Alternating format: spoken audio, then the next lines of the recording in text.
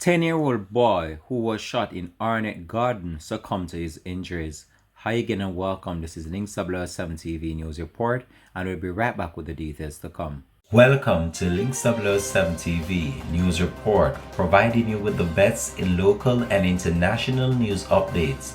This is a place where you can get the most reliable and informative news information.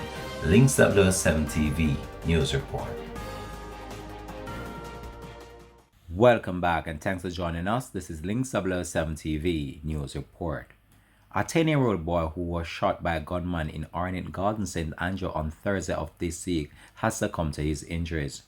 Reports are that the child, Shaheem Bogle, was riding his bicycle close to the Tony Spalding Sports Complex when he was shot. He was rushed to the Kingston Public Hospital and then transferred to the Bustamante Hospital for Children late on Thursday afternoon. Reports are that he succumbed to his injuries early on Friday morning. The incident has triggered shock and anger in the area where the public agitation is now heightened about the ongoing deadly violence, which has resulted in a number of fatalities recently.